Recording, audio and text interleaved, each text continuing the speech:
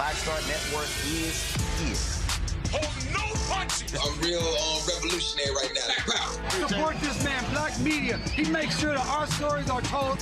Thank you for being the voice of Black America, Roland. Stay black. I love y'all. All momentum we have now, we have to keep this going. The video looks phenomenal. See, this difference between Black Star Network and black-owned media and something like CNN. You can't be black-owned media and be scared. It's time to be smart. Bring your eyeballs home. You dig?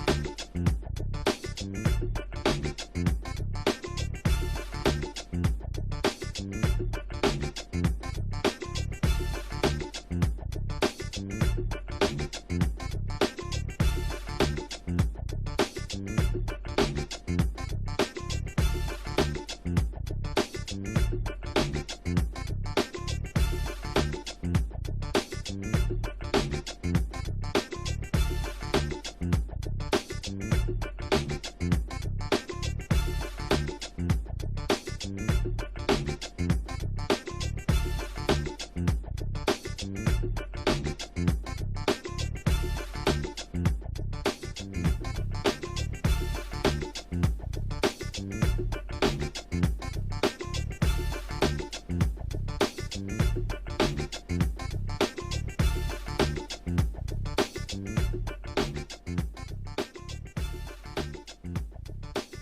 today's Monday, June 8th, 2026. Coming up on Roland Martin Unfiltered, streaming live on the Black Star Network. I'm live here in Atlanta, where Warren Dunn held his annual Celebrity Golf Classic, benefiting Warren Dunn charities. We'll hear from him talking about the great work that they're doing with families, putting them into homes, but also dealing with their physical and mental well-being as well. In Texas, the Karmelo Anthony defense rested without calling him to testify. It was a difficult day in court when the jury showed audible gasps when they saw gruesome autopsy photos of the young man that Karmelo Anthony is charged with killing. Also today, a federal court ruled that officials in Iowa cannot repurpose a scholarship specifically meant for African Americans. We'll talk to one of the attorneys involved in that particular case as well. The Marshall Project reports at least 47 suicides in solitary confinement in Mississippi over a 10-year period. We'll discuss this troubling pattern that's happening in Mississippi prisons. Also, Donald Trump continues to insult black female journalists, this time walking out of an interview with NBC's Meet the Press, Kristen Welker. He insults her on his way out as he continues to advance the lie of election fraud from 2020. Folks, it's time to bring the funk on Roland Martin Unfiltered on the Black Star Network. Let's go. He's got whatever the miss, he's on it. Whatever it is, he's got the scoop, the fact, the find. And when it breaks, he's right on time and it's rolling.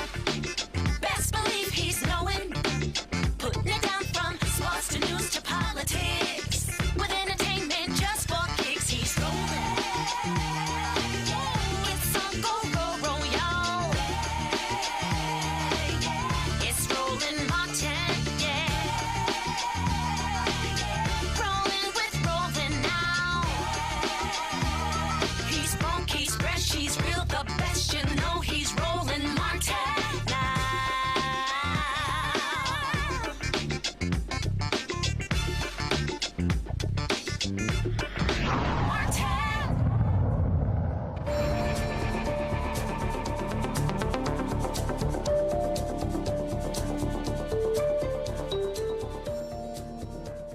Folks, but now headed for closing arguments in the case of Karmelo Anthony, the young man who was charged with murder in Collin County, Texas. The defense today rested without calling Karmelo to testify. Of course, he is on trial for the murder of a white teen that took place at a track meet there in Collin County.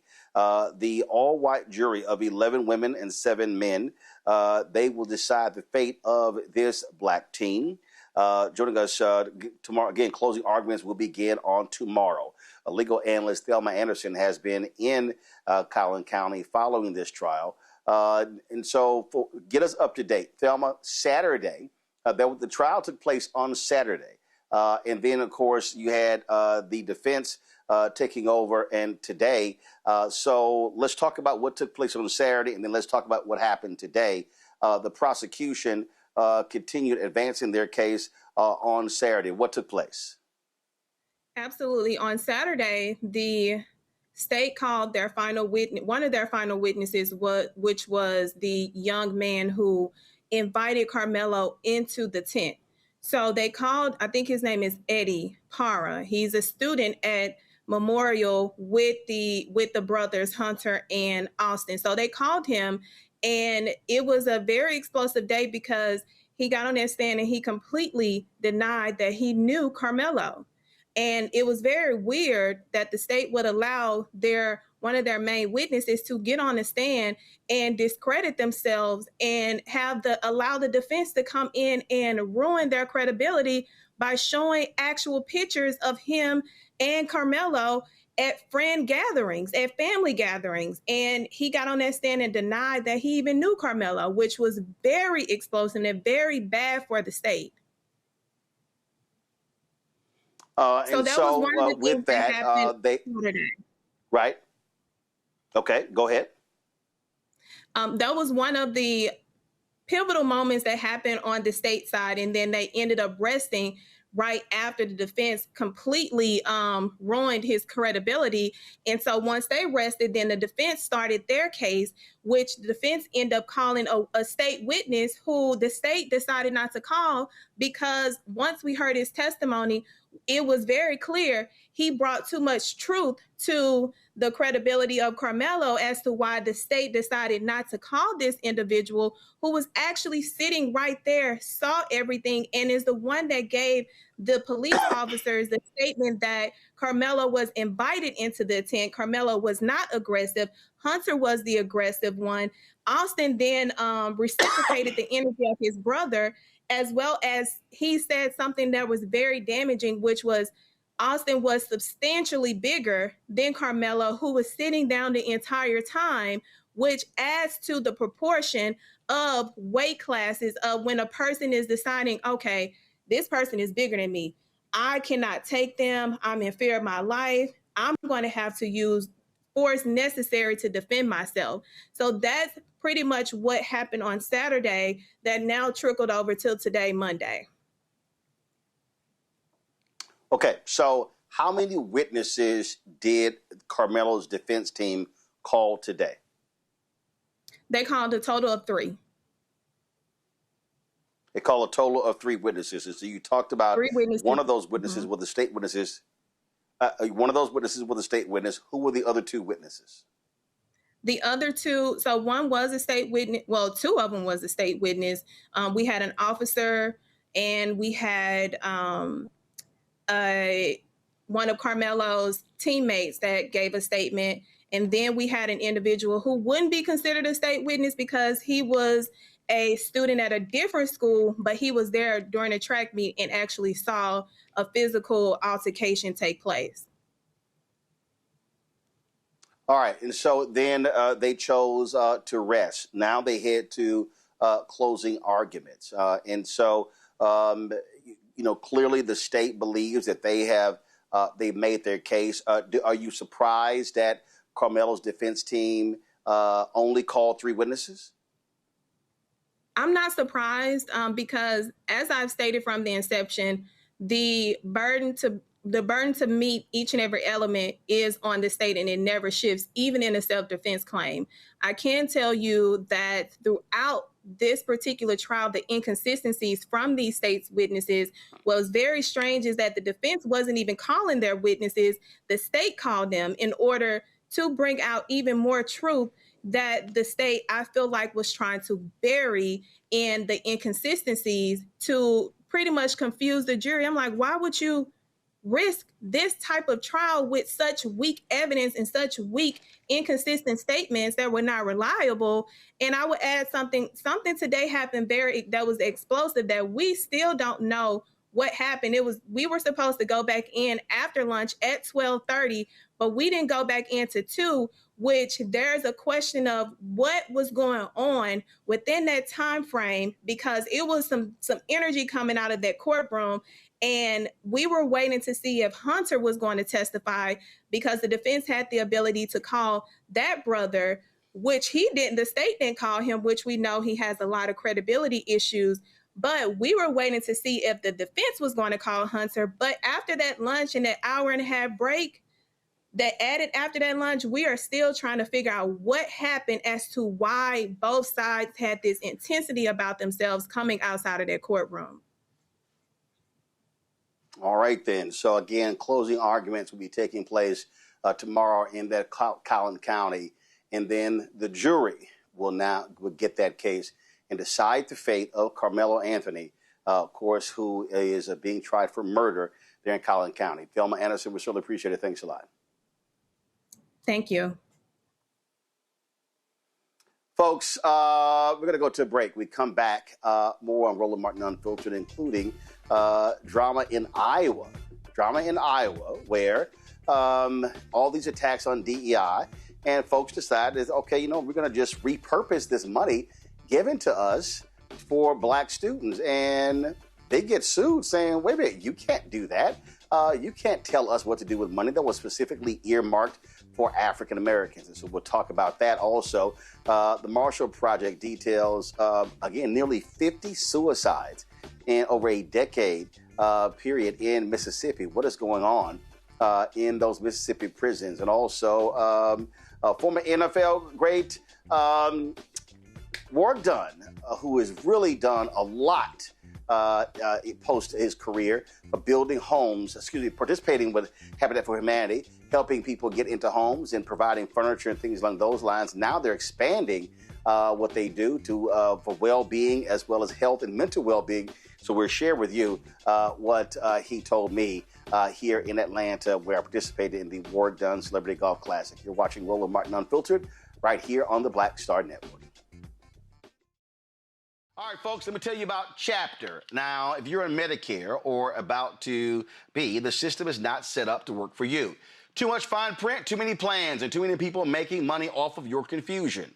And look, we're used to this. We're no strangers to systems that don't have our best interests at heart. But we don't have to accept it when it comes to Medicare. That's why I'm telling you about Chapter. Their advisors are independent and honest. In fact, they're the only Medicare advisors that compare every plan nationwide. And they're focused on one thing: what works for you. If there's a better plan out there, they'll find it. If you're already in the right one, they'll tell you that too. There are no games. Just last year, people who switched with Chapter saved an average of $1,100. It's 20 minutes and a real person. It's completely free. My parents actually have already called. My mom sent me a text. Folks, give Chapter a call at 724-264-8281, 724-264-8281, and connect with someone you can trust. Folks, these are the kind of services that we need for our audience here at Roland Martin Unfiltered and the Black Star Network. So call Chapter right now, 724-264-8281.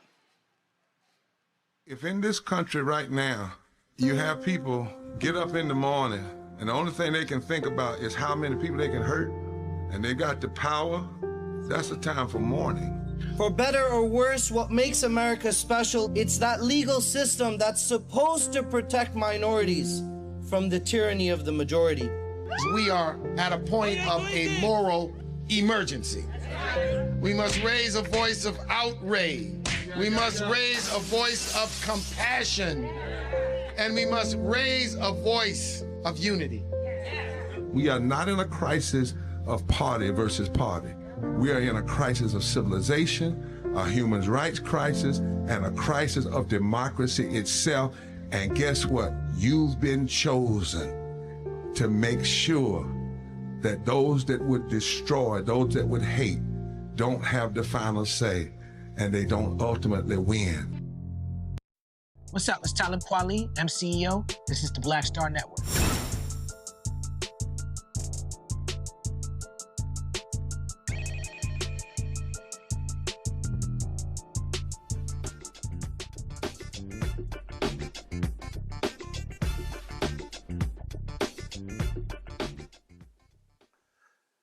You know, there are mean-spirited, crass individuals on Capitol Hill, but there is no one in modern history who is as shameful, despicable, and pathetic as Donald Trump.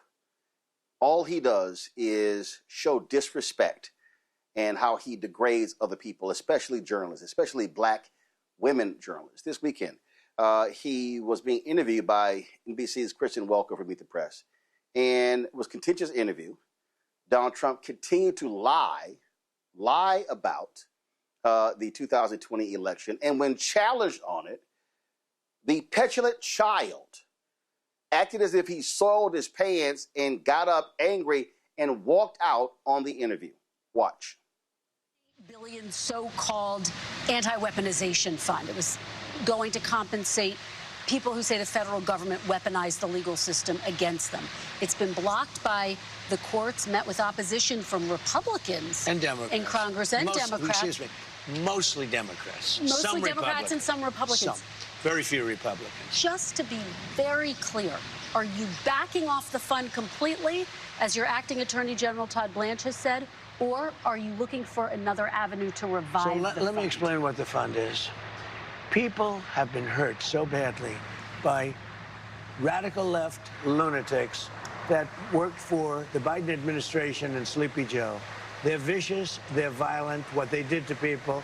And of course, they went after me more than anybody else. They raided Mar-a-Lago and all the other things. But people have been badly hurt.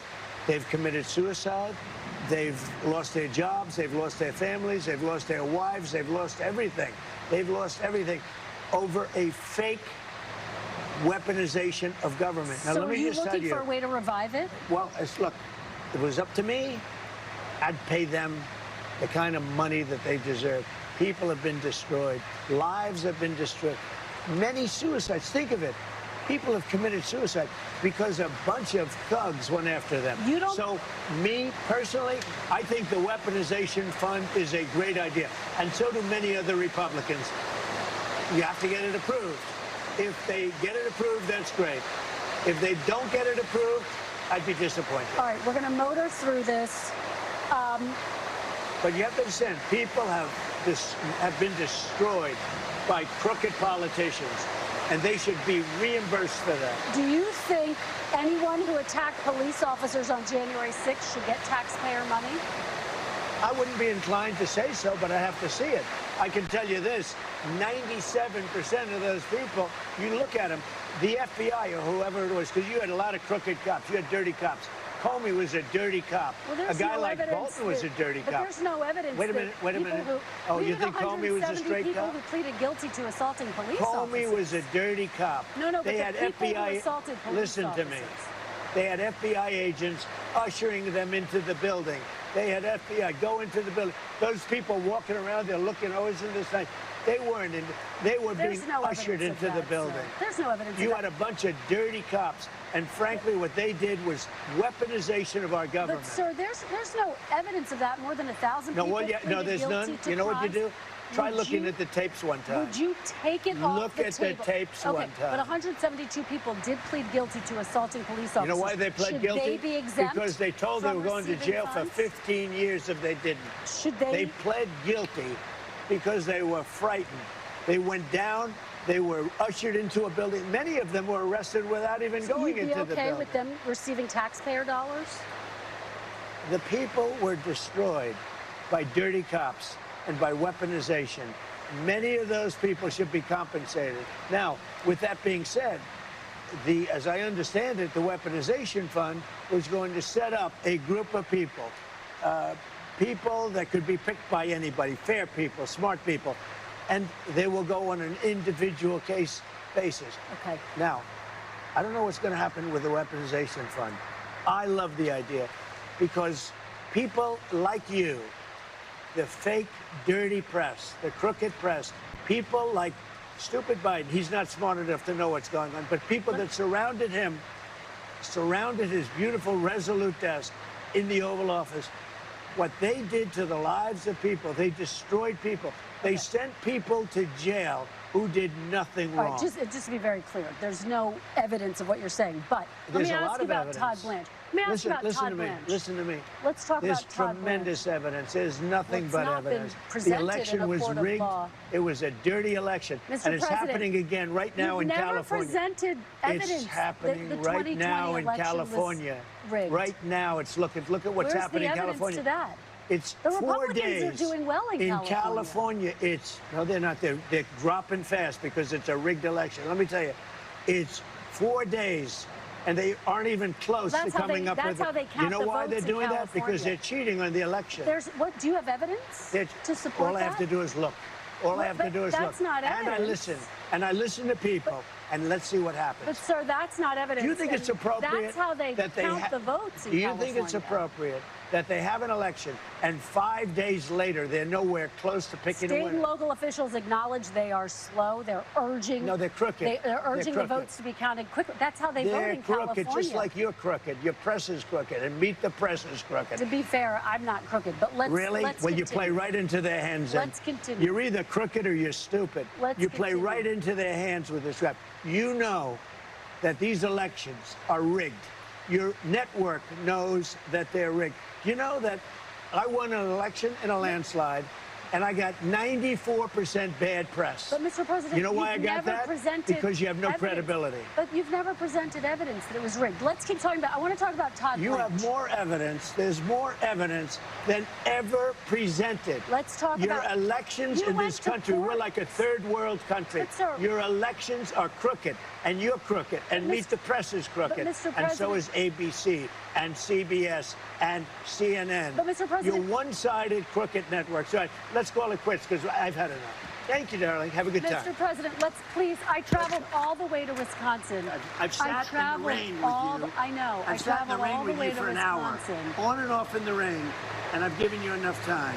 You ought to straighten out your press, because you know what? Mr. President, a country can never be great with a dishonest Listen, press. we traveled all the way to Wisconsin for this interview.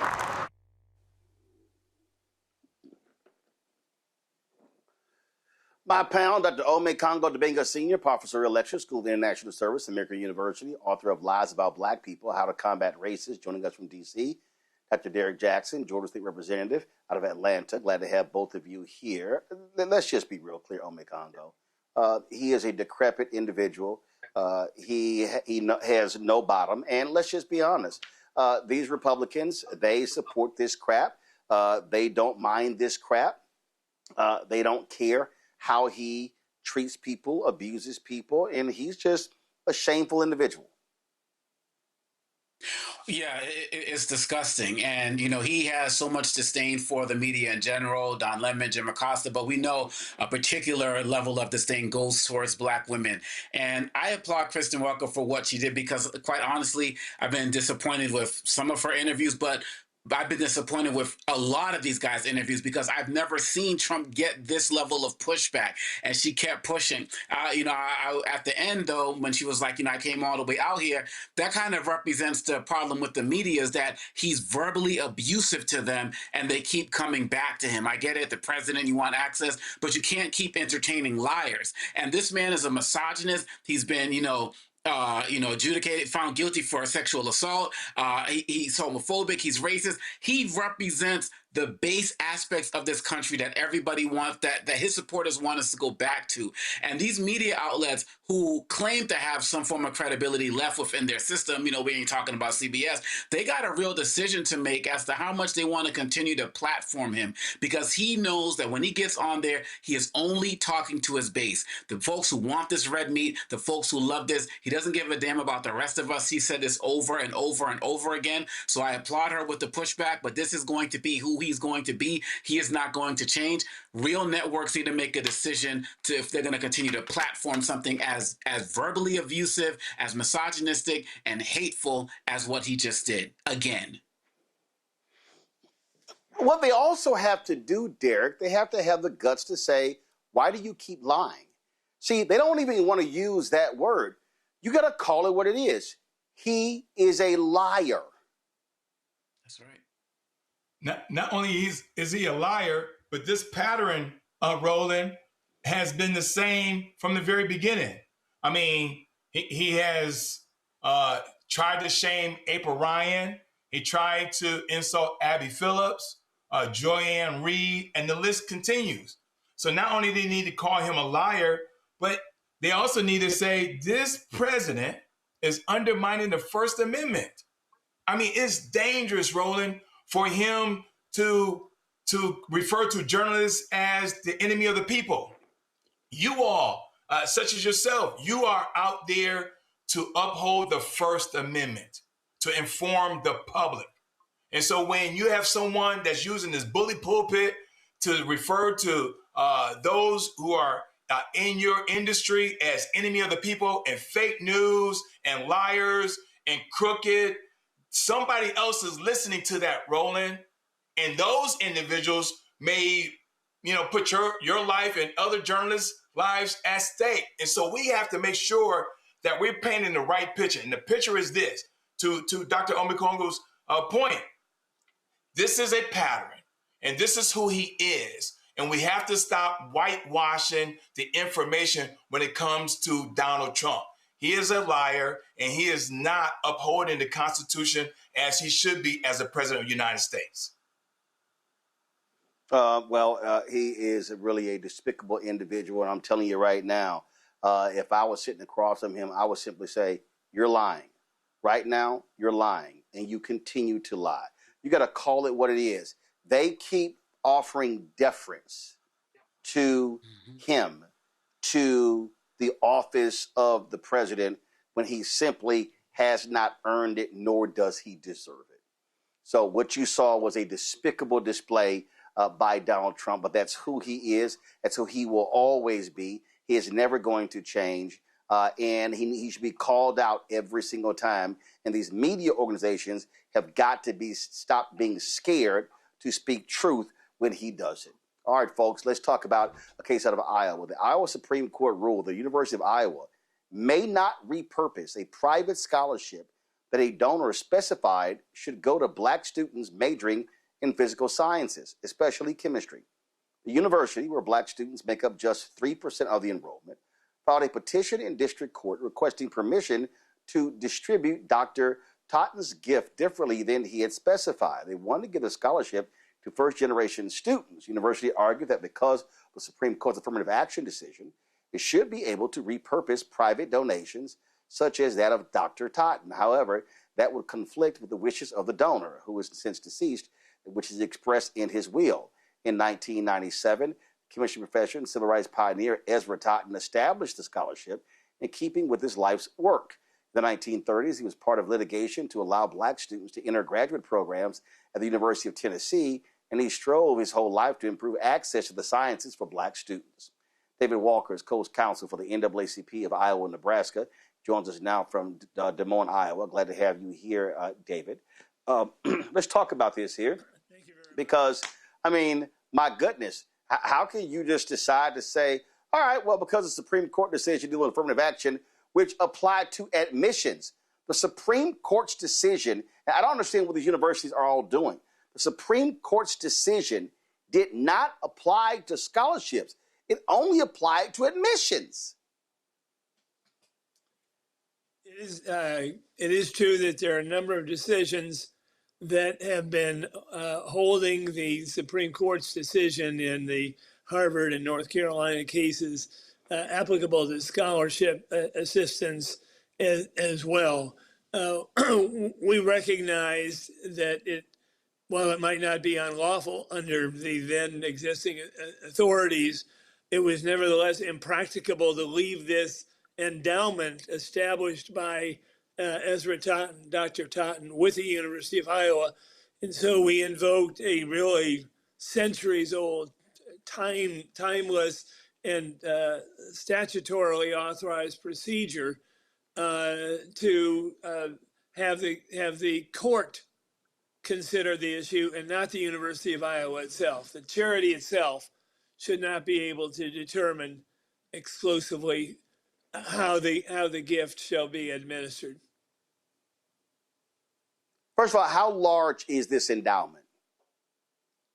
The endowment initially was $35,000, somewhat more, and over time it has grown to $58,000. The significance of that is that when it becomes unlawful or impracticable or impossible to administer the gift as Dr. Totten intended, it should then go to a trial court looking at the will, looking at the gift instrument, and examining all relevant evidence to determine the purpose that would most nearly approximate what the donor, Dr. Totten, would have intended, would have wanted. What would his probable intention have been? Goes to the court, not the university. You say it goes to the court, and that's based upon what? And there is a statute, Roland, called the Uniform Prudent Management of Institutional Funds Act. Every state, it's a uniform act. I believe every state in the union has adopted, and it says, when it becomes to impossible or impracticable or unlawful to administer an endowed fund as it was intended by the donor, Ezra Taunton. The trial court, on the basis of the gift instrument, the will, Dr. Taunton's will, and all relevant evidence, and my colleague at the ACLU and I put together a tremendous amount of evidence about what his intention would have been. It's for the court to consider what most nearly possible would reflect and fulfill the donor's, Dr. Taunton's, purposes. In his case, Roland, he wanted to give 40% of his estate to his beneficiaries. Two of those beneficiaries were the University of Wisconsin and the University of Iowa, and for both of those, he said for a Black student majoring in the physical sciences, preferably chemistry, which was his field. The other three, White Rock Baptist Church, long time, age-old Baptist Church in Durham, North Carolina, North Carolina Central University and Knoxville University, both historically Black colleges and universities. And for those three, there was no racial restriction.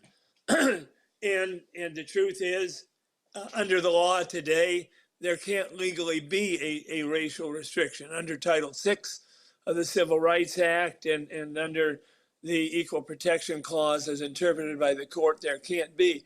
But for those three, there's no racial restriction. And this is a person whose whole life was involved in supporting communities of which he'd been a part. And so we were arguing that, and the court made very important findings in this respect, that the trial court ought to be able to consider transferring that endowment, $58,000, to one or equally among those other three schools, free of the racial restriction, to support the communities there, the communities to which he wanted to give back, and in the course of his life, he spent so much time giving back. I want you to speak to this here because the same thing happened. University of Texas. There was a Hispanic graduate who I think was a School of Pharmacy, and he wanted his endowment to go to Latino students, and the university said that was now illegal. So, is the issue if the university is making the decision? So let's say someone has a nonprofit. Or let's say someone has provided the money to another organization. Can that individual say, like, let's just say I'm a graduate of Texas A&M. If I say I want to give out 2 scholarships a year to Black students who are admitted to Texas A&M, based upon how even the Supreme Court ruling on affirmative action in college admissions, is that allowed? Well, it may not be. The Texas A&M is a state institution, so the 14th Amendment would apply. The Students for Fair Admission versus Harvard and the University of North Carolina would but here's what I mean. Here's what I mean, David, here's what I mean. I'm not giving the money to the school. I'm saying if the students are already admitted and I decided I wanted to give 2 Black students a year a scholarship, is that allowed? Because what's happening is different individuals who've established groups of affinity groups, African Americans, Latinos. We've seen this happen in Auburn University, other places as well.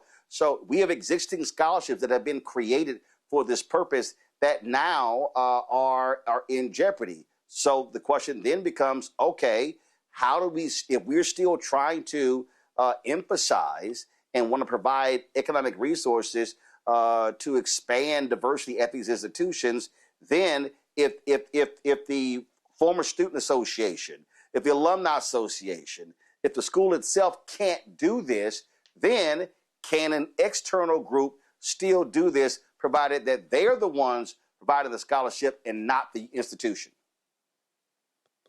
I believe that you'd be able to give the money to those two individuals who made it aware that they'd been admitted to Texas A&M and were African American students, and you chose to give your money to them. That would be perfectly fine.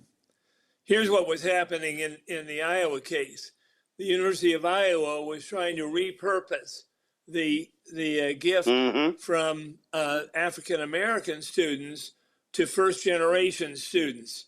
Now, let me give some background on that, because nationally there are twice as many first generation students as there are African American students, and at the University of Iowa, the difference is even greater. 3 or 4% of University of Iowa is African American, and several times that is first generation students.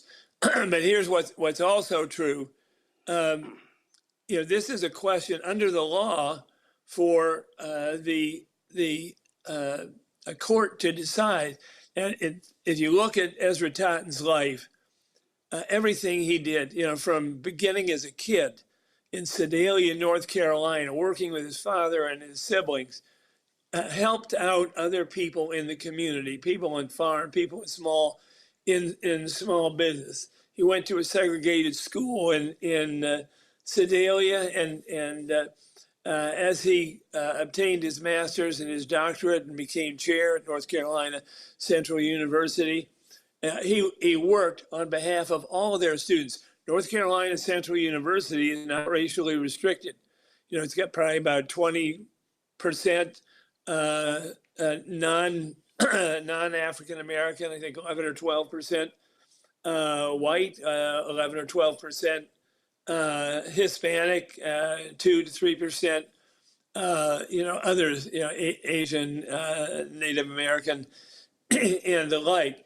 And what the court, importantly, in the Iowa case said to the University of Iowa and to the Attorney General, you have to appoint somebody who's going to represent Ezra Totten's intent, because the law requires that we, as best as possible, approximate, fulfill his probable intention, his charitable purposes in light of the will, in light of what his attorney communicated, in light of all the evidence about his life.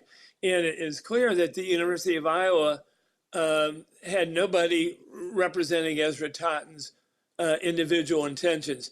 And here's what the court also said is, for God's sakes, if you're going to look at Ezra Totten's probable intention, his charitable purposes, you have to look at the will. And the University of Iowa never introduced Ezra Totten's will into the trial court when it sought modification or repurposing to first generation students. And the court said that was an error. Now, here is an important point. The law in the act that I mentioned, authorizes a modification, and the modification may include transfer of the funds to another institution. And important points here, he named 3 other institutions with rich, historic Black communities that contained no prohibited racial restriction, to which that endowment might be transferred free of a challengeable racial restriction. And so that will be something for the trial court on remand. Sometimes, Roland, in a bequest, as in this case, there are explicit and implicit purposes. And one of the purposes might in fact not be enforceable. Here, a university's use of race explicitly in the award of scholarship. In that case, what the law says is, disregard the lesser purpose. What was the larger purpose? The larger purpose was somebody like you wanting to give back to the community of which you've been a part, which has supported you in your upbringing and in your family and in hard times or whatever. And to enable that gift to be made to fulfill the larger purposes, which the ACLU and the NAACP, which I was a co-counsel with Rita Bettis-Austin, a terrific legal director for the ACLU of Iowa. In that case, a lot, transferring the money to one of the historically Black recipients of his scholarship would fulfill his larger purposes to support that university. That charitable purpose that he wanted to fulfill. Giving it to first generation students would not. For example, you could have an accomplished, hardworking, financially in need African American student, one or both of whose parents had gone to college but had passed away. Something terrible had happened. They were no longer in the picture. He would not qualify for Ezra Totten's scholarship. That seems wrong, especially given the numbers and the dilutive effect that would be evident in this case, given the number. Twice as many first generation students nationally as African American students, many times that at the University of Iowa. But I think bottom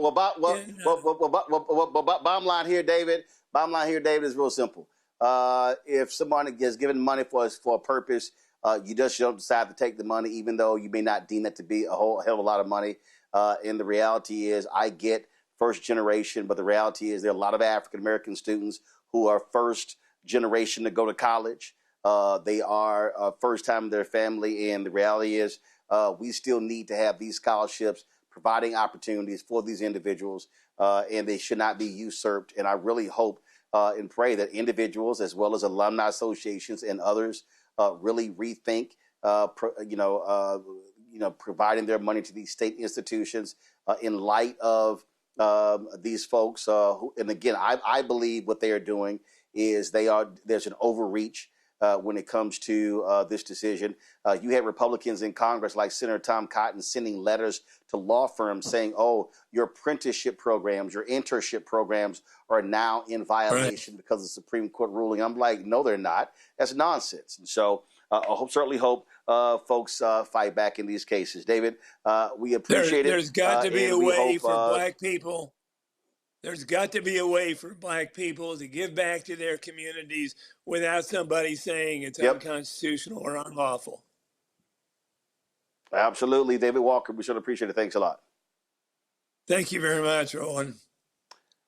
We're going to bring in Ome Congo and Derek. Derek, I'll start with you. And he's right. I mean, that has to take place. We can't, just continue to sit here and act as if the need is not there. And what we are seeing an extreme court doing the bidding of right-wingers, denying opportunities. And frankly, what they're saying is that white people in this country have more rights than African Americans and others. And we see this. We see this in the vaccine case. We see this in the gerrymandering case, in gerrymandering cases as well. This court has been shameful and despicable. Roland, I appreciate you covering this case because it's truly exposing the higher education landscape. I mean, think about it. You got college administrators right now who are more afraid on what this administration is going to do, what the DOJ is going to do, or heck, better yet, what state legislators are doing in the various states against the higher education. They're rewriting laws, Roland, to make it more challenging for Black students to be financially solvent in college as they matriculate through these various colleges and universities. And they're also aiming specifically, Roland, at HBCUs. And so this is incredulous. It's sad that we are here in 2026 you and I and Dr. Omekongo, we should be able to create a scholarship, to be able to give back, to be able to, pay it forward. But when you have someone that's having the Supreme Court and the DOJ, some of the largest branches of government, dismantling this effort to give back, is just shameful. It's just shameful. Well, we see what is going on here, Omekongo, and I'm telling you right now, a lot of individuals who have provided money to institutions are having to deal with this very issue. And these institutions are saying, hey, because of this ruling, we can't administer this endowment, can't administer this scholarship. And my whole deal is, take it back and say, hey, we're gonna award it ourselves. My daughter just graduated high school, valedictorian, and wants to do chemistry in college. And, we're seeing, and I have another daughter who's a rising junior in college, money drying up in different places. Scholarships like this that were available are no longer available. And this is, and going back to what you said in the beginning of your interview with Mr. Walker, it's like that Supreme Court decision was about admissions, but it's like they're taking it and applying it to every other aspect, because this is what these schools, some of these schools and some of these leaders have always wanted to do. And they're jumping at every opportunity to deny Black people and non-white folks in general the opportunity to get a better education. What happened to private business? What happened to, respecting enterprise and all of this other type of stuff? This is a man's private money, private endowment. And they're not doing this for I'm sure, endowments that are going to students who are probably going to be white because of their background or region that they're going to come from. But we have to get on the good foot about this, because you also mentioned this happening in another place with a Latino graduate. There's absolutely no way this is not happening across the country. And those who are interested in being benefactors and helping people go to school, we are absolutely going to have to look at other ways to make sure our young people get the money that they need, whether it's through, maybe engineering, National Association for Society for Black Engineers or other organizations like that. We have to be more strategic, because they're being more strategic in dismantling the ways we're able to get finances for our education. Yeah. It is happening over and over and over again. All right, folks, going to a break. We come back.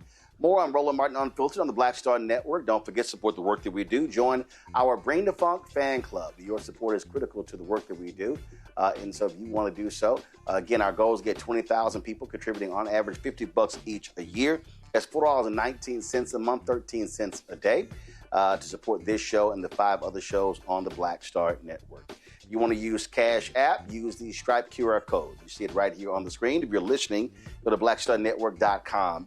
Click the Cash App Pay button to contribute. You can also use this QR code for credit cards. Checks and money order. Make it payable to Roland Martin Unfiltered, P.O. Box 57196, Washington, D.C.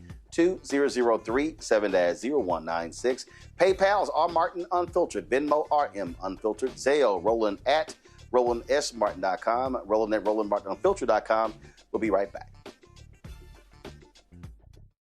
All right, folks, let me tell you about Chapter. Now, if you're on Medicare or about to be, the system is not set up to work for you. Too much fine print, too many plans, and too many people making money off of your confusion. And look, we're used to this. We're no strangers to systems that don't have our best interests at heart. But we don't have to accept it when it comes to Medicare. That's why I'm telling you about Chapter. Their advisors are independent and honest. In fact, they're the only Medicare advisors that compare every plan nationwide. And they're focused on one thing: what works for you. If there's a better plan out there, they'll find it. If you're already in the right one, they'll tell you that too. There are no games. Just last year, people who switched with Chapter saved an average of $1,100. It's 20 minutes and a real person. It's completely free. My parents actually have already called. My mom sent me a text. Folks, give Chapter a call at 724-264-8281, 724-264-8281, and connect with someone you can trust. Folks, these are the kind of services that we need for our audience here at Roland Martin Unfiltered and the Black Star Network. So call Chapter right now, 724-264-8281. I'm Mark Morial, President and CEO of the National Urban League, and I'm watching the Black Star Network.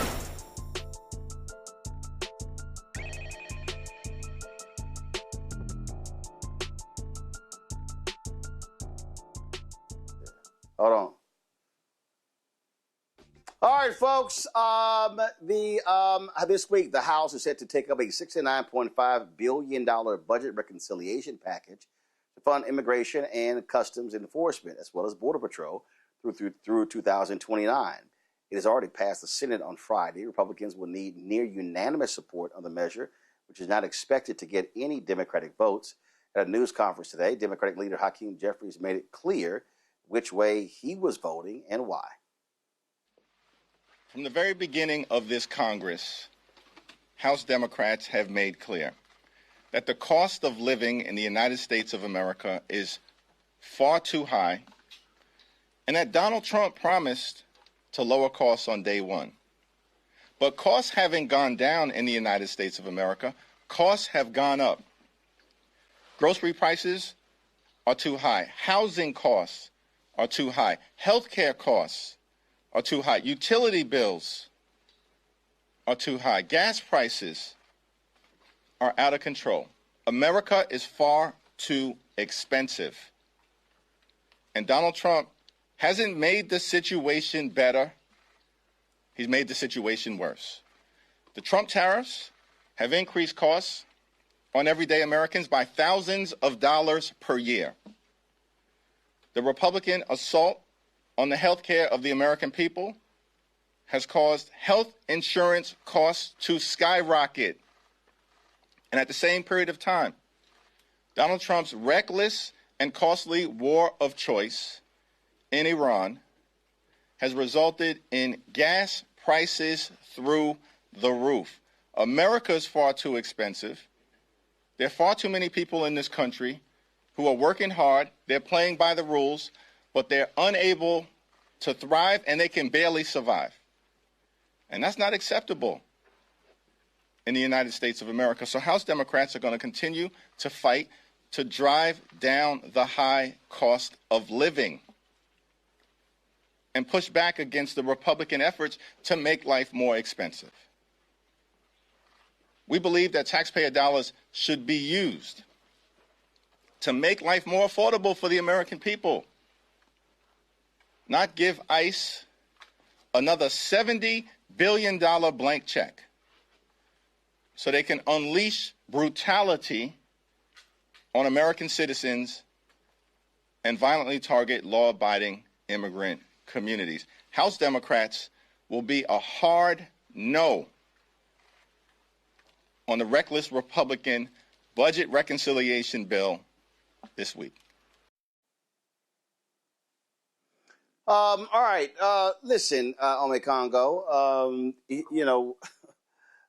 Democrats shouldn't give any support to what Republicans are doing. What we are seeing are individuals who are allowing an absolutely corrupt individual occupy the Oval Office.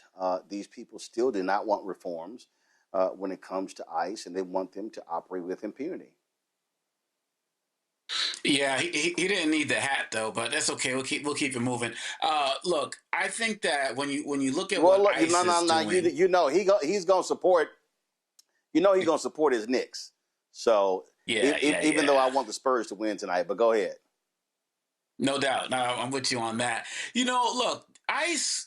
How much more do they need? First of all, I mean, even during the last shutdown, they were still getting money that was appropriated. These guys, they're so wealthy right now, like they're buying airplanes with like bars, on the planes. How much more money do they need? And I'll be honest, Roland, like I appreciate what Jeffries is saying, but I'm not fully convinced that one or two Democrats. I mean, when he leans in hard, Democrats tend to follow him and whatnot, but I wouldn't be surprised if some broke. But really, at the end of the day, this is a vote that's going to just keep all Republicans on record as we go into the midterms. Nothing has happened that has made ICE more popular since Trump got in, since Holman was doing his thing, since Mark Wayne Mullen took over. Nothing's changed. Everybody thought, well, since Kristi Noem was going to leave, that people are going to not care about ICE anymore. So my thing is, let them vote.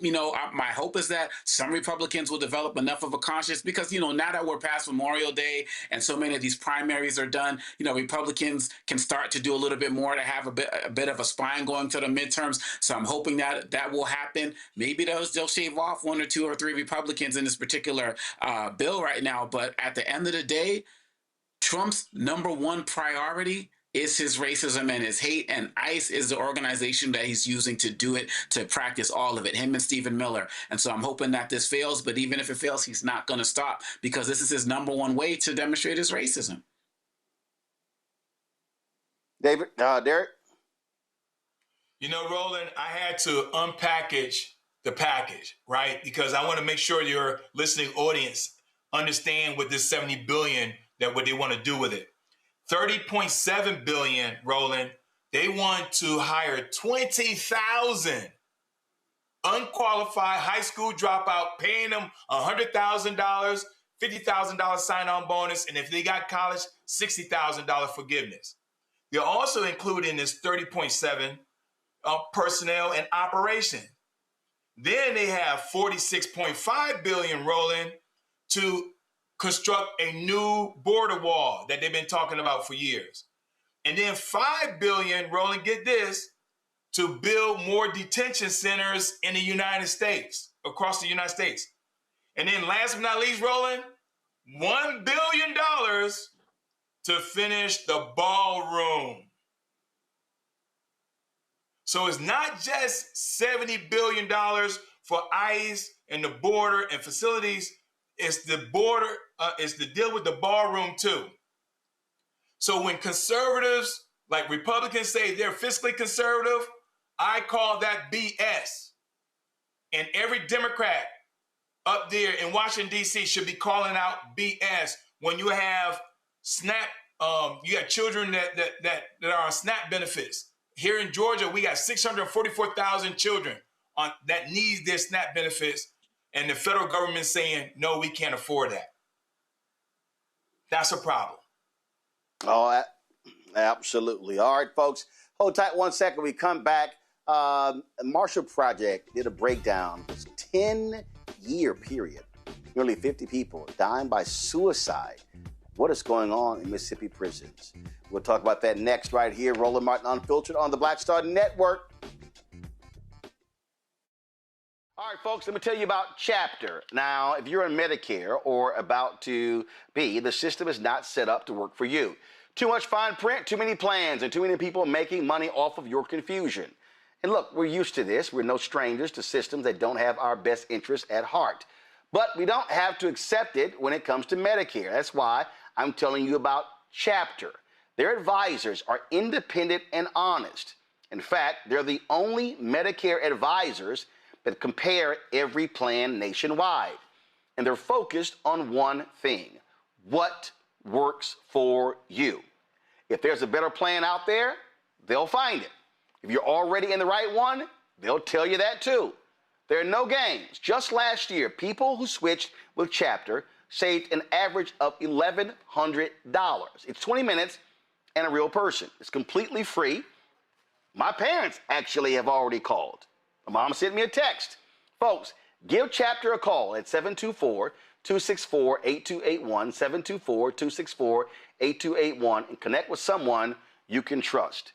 Folks, these are the kind of services that we need for our audience here at Roland Martin Unfiltered and the Black Star Network.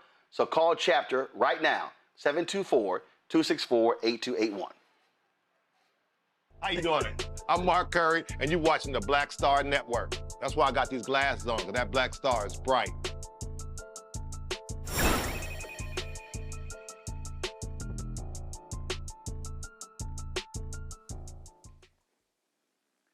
Folks, at least 47 people have died by suicide while in restrictive housing units in Mississippi's prisons between 2015 and 2025. That's according to a new joint investigative report by the Marshall Project, Mississippi Today, and the Clarion Ledger. The investigation, which looked into a decade of Mississippi prison records, included several disturbing findings, including that nearly 75% of all suicides inside Mississippi prisons occurred in so-called restricted housing units, commonly known as solitary confinement, where well-being checks are supposed to be conducted more often. Many of those cases involve men and women with histories of mental health struggles and suicide attempts that were known to prison officials before their deaths. Joining us now is one of the reporters behind the piece, Daja Henry, staff writer for the Marshall Project. Daja, glad to have you here. So let's talk about this here. I mean, we've had previous reporting on what's going on in Mississippi prisons. In fact, when Kristen Clark led the Civil Rights Division of the Department of Justice, they were investigating Mississippi prisons. These prisons have been brutal for decades.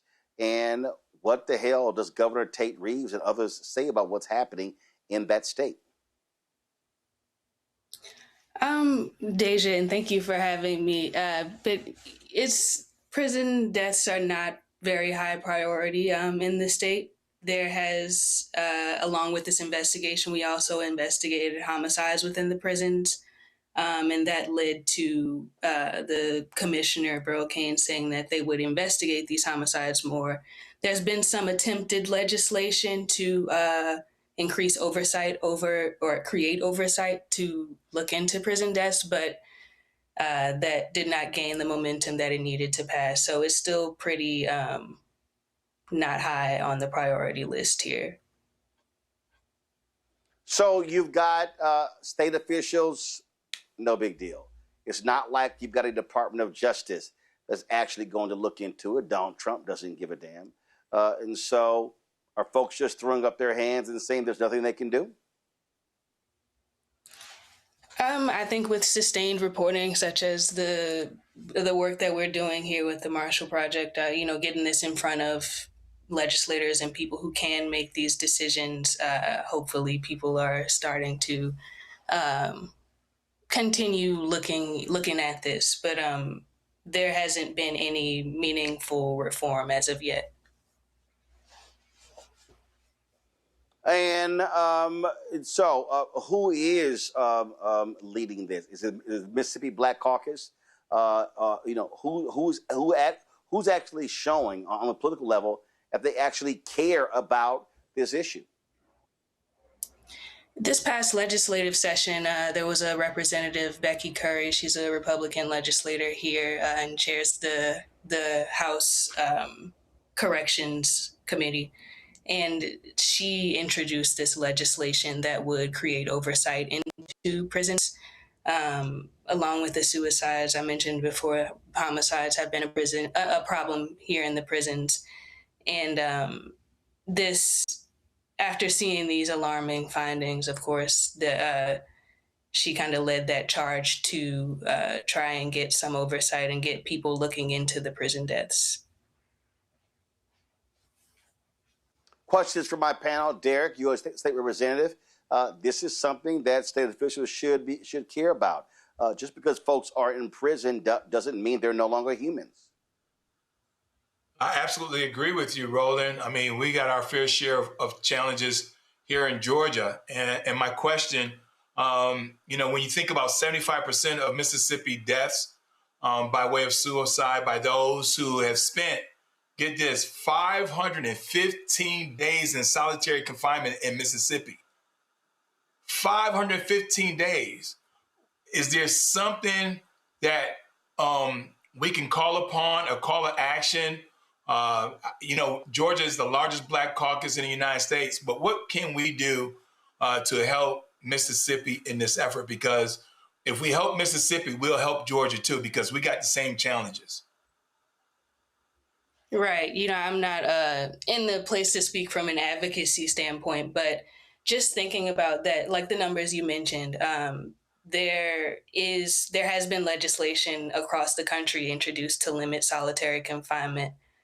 So looking at what other states have done. But there is, as you mentioned, that number that you mentioned was from a Department of Justice investigation into Parchman, one of the prisons here, that people in restrictive housing spent an average of 515 days there. The National Commission on Correctional Health Care says that solitary confinement should never exceed more than 15 days. So you have such a huge difference in what should happen or what is like what's the standard and what is not happening. And so I think one looking at continuing to place the spotlight on this and also to look at what other places have done. There have been some, not only in the legislation limiting solitary confinement, some places have also introduced things that would create oversight to review prison deaths. And so that like having someone who is looking into why people are dying. On Congo. Oh, thank you so much for your incredible work and research. I'm thinking about the law enforcement idea of, suicide by cop when, somebody raises a gun to the police and they know that they're going to get shot because they've done so. Do you find situations like that happening given this solitary confinement? You're saying it's not supposed to be more than 15 days. You and Representative Johnson are talking about it's over 500 days. It's like you can almost predict the natural result of what would happen by keeping somebody like that. So isn't that kind of another type of suicide by prison guard type of mindset here? Interestingly enough, I would say yes and no. So one of the things that we find more commonly is that there is a lack of presence from corrections officers in solitary confinement. And so you see that in the Mississippi Department of Corrections policy, people who are in restrictive housing should be checked on more frequently than people in the general population. But because of things like understaffing in the prisons, they are largely unsupervised and sometimes may even not be checked on less. So we have, even in some cases, some people who have died by suicide, they weren't found for hours. Rigor mortis has set in by the time that their bodies were found. And so, it's kind of opposite on that aspect. But yes, these are torturous conditions that people are in, that there is a large body of research saying this is harmful and heightens the risk of suicide, worsens mental health conditions. And, when you keep people under these conditions, what is expected to happen? Mm-hmm. All right. Thank you. All right, then. Deja, tell people where they can actually check out the reporting. Yes, this investigation can be found at themarshallproject.org and MississippiToday.org. All right, then. Well, we surely appreciate it. Thank you so very much. Thank you. All right, folks, go to a break. We come back. Black Star Network headlines with Brittany Noble, and we'll also share with you what's happening in the LA mayoral race, and of course, hear from Warwick Dunn. We're talking about what his foundation and their Celebrity Golf Classic and what the money is going to be raised for. You're watching Roland Martin Unfiltered right here on the Black Star Network. All right, folks, let me tell you about Chapter. Now, if you're on Medicare or about to be, the system is not set up to work for you. Too much fine print, too many plans, and too many people making money off of your confusion. And look, we're used to this. We're no strangers to systems that don't have our best interests at heart. But we don't have to accept it when it comes to Medicare. That's why I'm telling you about Chapter. Their advisors are independent and honest. In fact, they're the only Medicare advisors that compare every plan nationwide. And they're focused on one thing: what works for you. If there's a better plan out there, they'll find it. If you're already in the right one, they'll tell you that too. There are no games. Just last year, people who switched with Chapter saved an average of $1,100. It's 20 minutes and a real person. It's completely free. My parents actually have already called. My mom sent me a text. Folks, give Chapter a call at 724-264-8281, 724-264-8281, and connect with someone you can trust. Folks, these are the kind of services that we need for our audience here at Roland Martin Unfiltered and the Black Star Network. So call Chapter right now, 724-264-8281. Hi, I'm Swing Cash, Basketball Hall of Famer, and you're watching Black Star Network.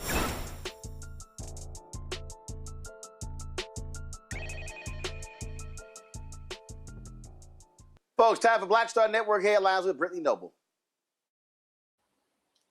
Over the weekend, 2 mass shootings increased concerns about public safety at large gatherings. Incidents in both Kansas City, Missouri and Toledo, Ohio left 21 people injured. Early Saturday morning, Kansas City police responded to the 7900 block of Trost Avenue after reports of gunfire. Officers arrived around 4 a.m. and found a large crowd dispersing from the area.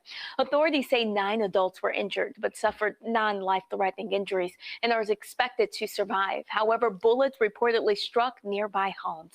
And just hours later in Toledo, gunfire broke out near the annual Old West End Festival. 12 people between the ages of 14 and 61 were injured. Police believe that 2 people may have been firing at each other in the crowd after a fight broke out. All victims are reportedly in stable care. The Toledo shooting forced the organizers to cancel the festival's final day. In both cases, authorities say the investigations remain active and no suspects have been taken into custody. A black man from North Carolina has been released after spending more than 50 days in jail for being wrongly identified as a suspect in the crime that occurred in Florida. Jaleel Richardson was charged with vehicle theft in connection with an incident in Jacksonville in April of 2025. A sheriff's deputy used AI technology to identify Richardson as an 85% match to a person captured in surveillance footage from a nearby Publix store. Will the state attorney's office stand that the identification, along with 2 eyewitness accounts, was sufficient to establish probable cause for Richardson's arrest? Prosecutors later dropped the case when evidence revealed that he was, in fact, hundreds of miles away in North Carolina at his job at the time of the crime. Richardson has described his experience as racial profiling, stating that the arrest cost him his job, his home, and custody of his children. There was no proper investigation done to even reach out to me or to see if I was even in Florida. And I sat in there for over 50 days in the most worst jail ever. I'm not sure how I'm gonna bounce back from this one, you know. It's a lot. I'm just taking it one day at a time. According to the Electronic Frontier Foundation, Richardson is believed to be at least the 14th person in the United States wrongfully arrested due to facial recognition misidentification. A lawsuit is currently attempting to block a UFC Fight Night event scheduled to take place at the White House. The lawsuit was filed by 2 Virginia residents who argue that the event is unlawful under national park regulations. They also contend that Trump stands to gain financially from the event because of his ownership stake in the UFC's parent company. Despite the legal challenge, the White House intends to proceed with the event on June 14th and has labeled the lawsuit as baseless and dilatory. A flesh-eating parasite that has been eradicated over 40 years ago has reappeared in cattle in Texas.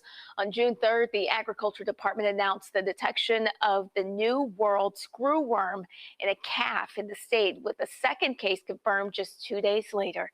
The parasite targets warm-blooded animals by laying its eggs in the open wounds. Once the larvae hatch, they consume living tissue and can be fatal if not treated promptly. The screwworm was successfully eradicated in 1982 through the release of millions of sterile flies, which prevented the species from reproducing. In response to this resurgence, federal officials are once again employing the same strategy to curb the parasite spread. The USDA is investing $750 million in a new facility in Texas that will produce hundreds of millions of sterile flies each week. Experts caution that a widespread outbreak could lead to nearly $2 billion in annual losses for Texas livestock producers due to animal losses, treatment costs, and additional labor. A jury awards $13 million to the family of a Star Trek star in a wrongful death lawsuit. Nichelle Nichols was widely recognized for her role as Lieutenant Aurora. She became a trailblazer as the first Black woman to play a lead role on TV, but after her death in 2022, her family filed a lawsuit against the New Mexico hospital where she'd been admitted for shortness of breath and other symptoms consistent with acute heart failure. Now, according to the family's lawsuit, Nichols should have been given a full cardiac examination, but instead, the 89-year-old was sent to the observation unit and then discharged to an assisted living home where she died 7 hours later. Nichols' son has said that he filed the lawsuit in part to shed light on the medical mistreatment, because if it could happen to a celebrity like his mom, it could happen to anyone. And the basketball world is mourning the loss of Stacey King. The former Chicago Bulls big man and longtime broadcaster died over the weekend at the age of 59. King spent 8 seasons in the league after being selected 6th overall in the 1989 NBA draft by the Bulls.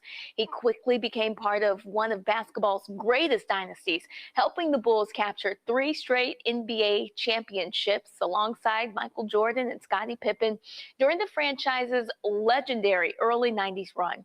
After his time in Chicago, King went on to play for several NBA teams, including the Minnesota Timberwolves and the Boston Celtics.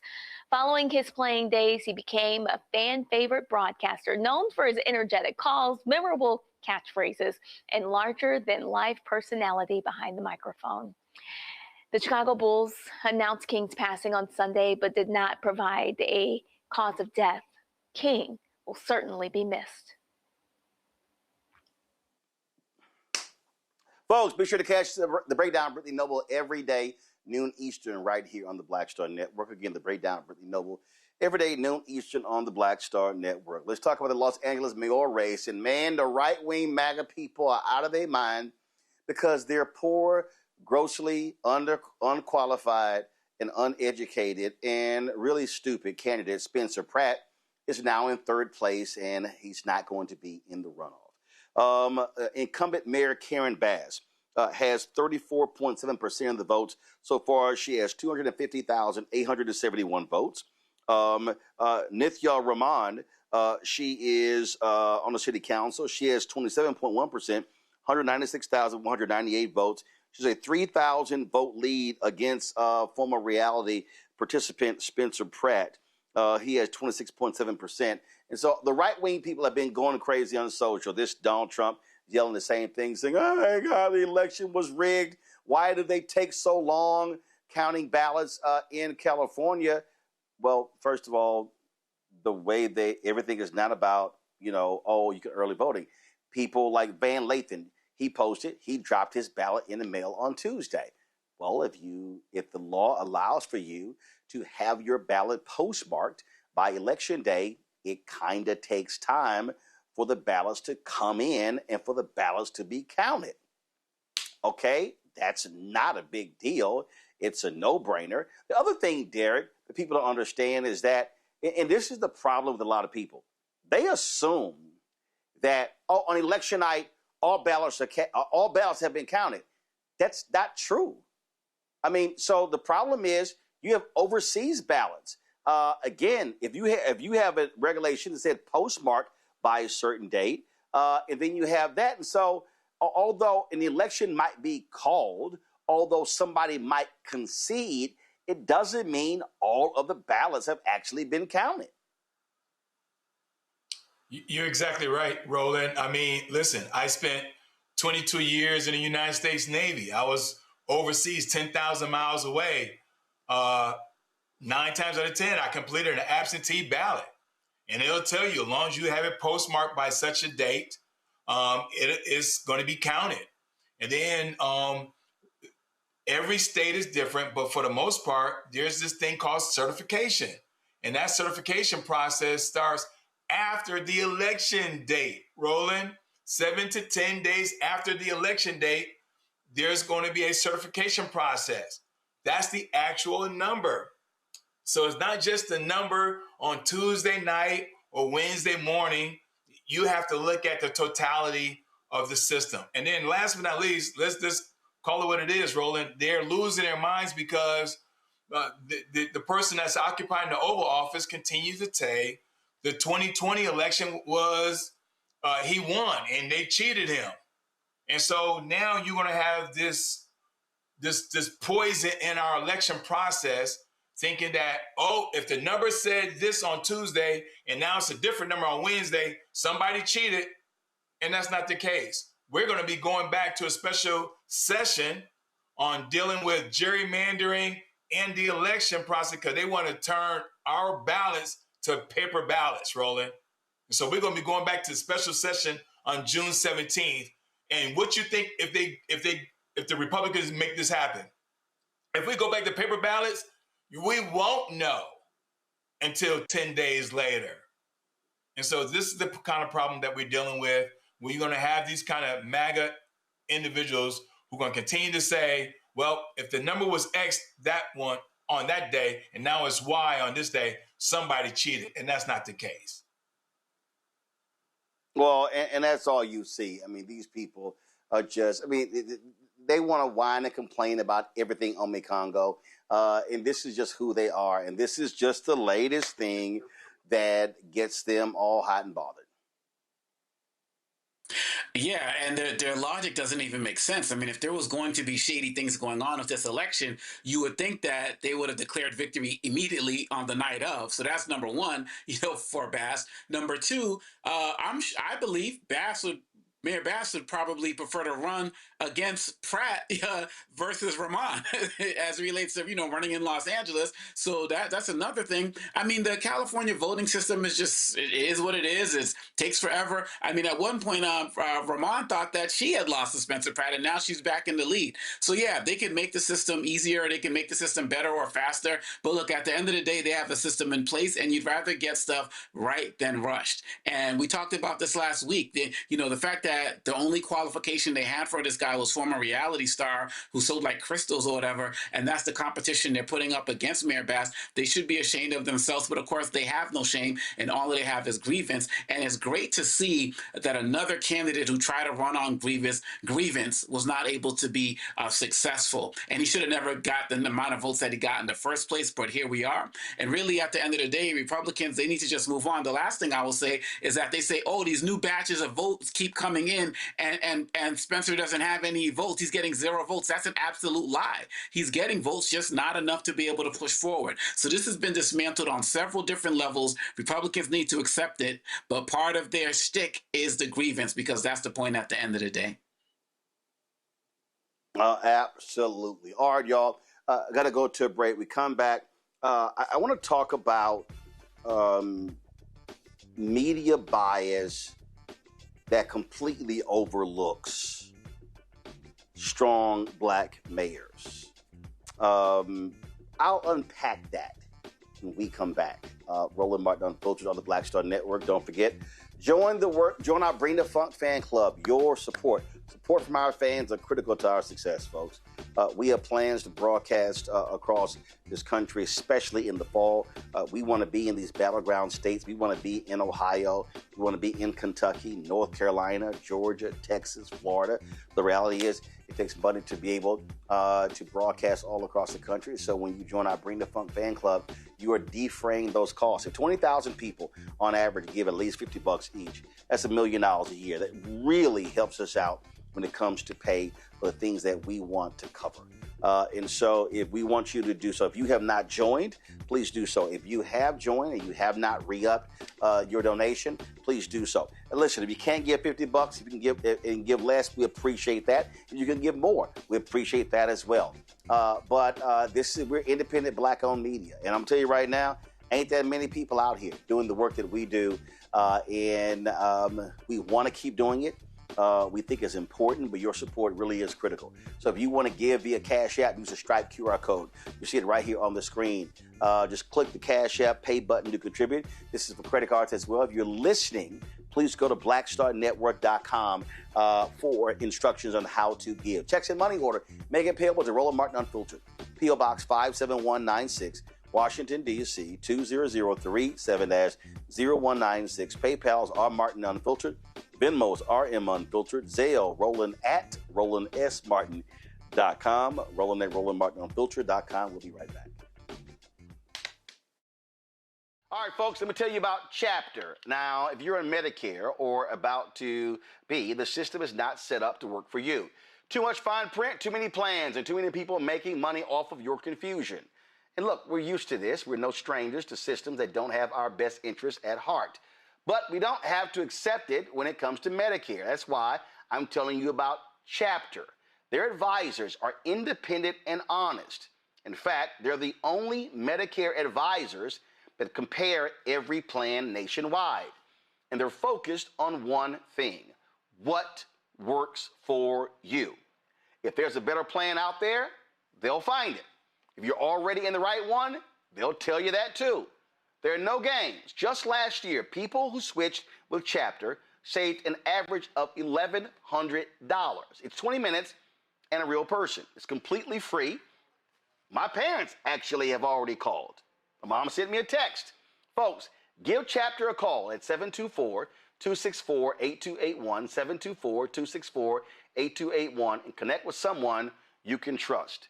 Folks, these are the kind of services that we need for our audience here at Roland Martin Unfiltered and the Black Star Network. So call Chapter right now, 724-264-8281. Hey everybody, I'm T.D. Jakes, and I want to encourage you to watch Roland Martin Unfiltered. It'll blow your mind.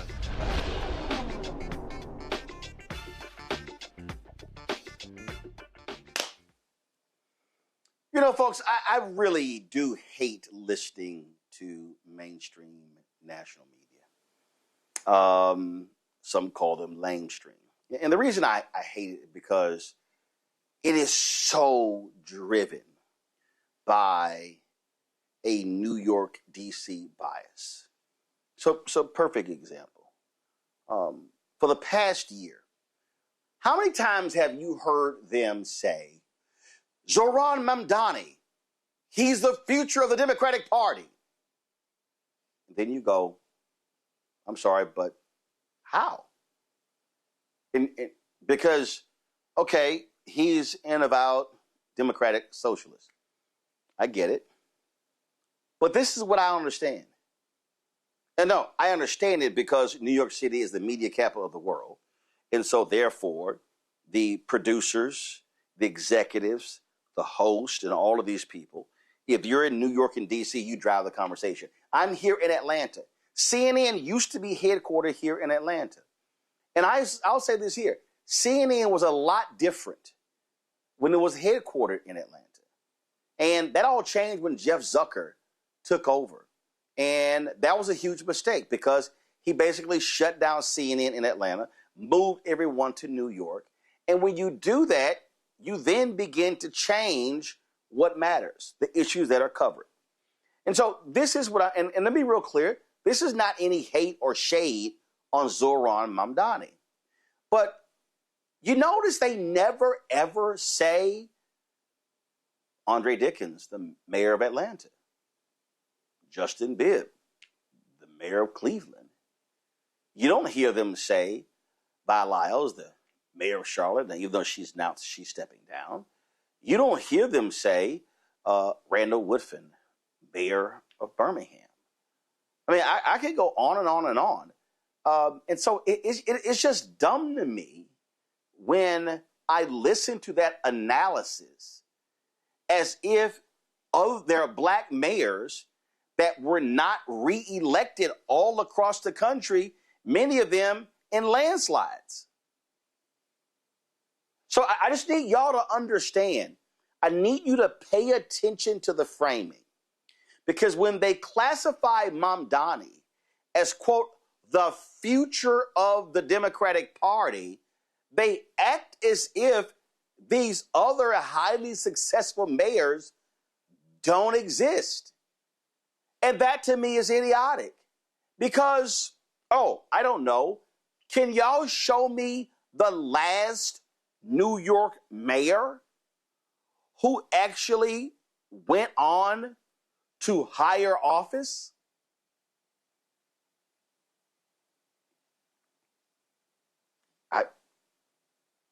Matter of fact, if I had to sit here and Siri, who was the last New York City mayor to become governor? Let's see here. The last mayor of New York City to become governor was John T. Hoffman in 1869. Siri, who was the last New York City mayor to become president?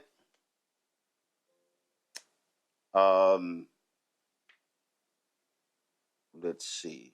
I'm sorry. No mayor of New York City has ever gone on to become president of the United States. Do y'all see what I'm saying here?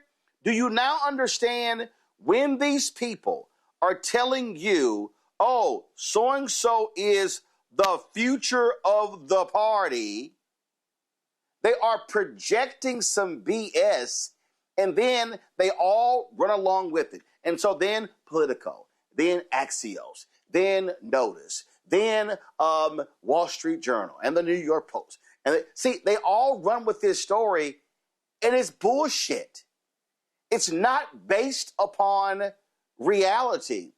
But what they want to do is they want to frame the narrative and control the narrative. And that, to me, is nonsensical. It gets on my nerves, and I just think it's unbelievably stupid. Let me go to my panel. Mikongo, I want to start with you.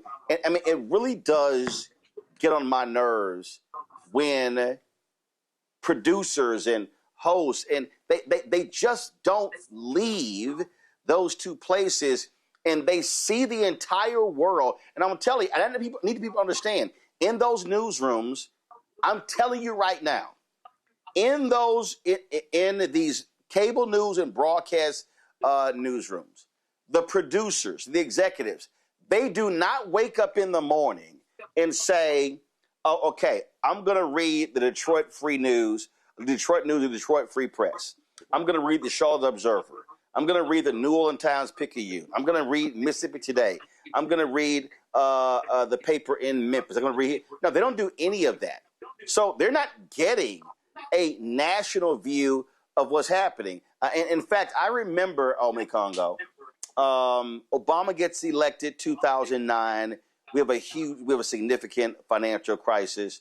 And I was in Columbus, Ohio, giving a speech. I think it was around MLK or Black History Month.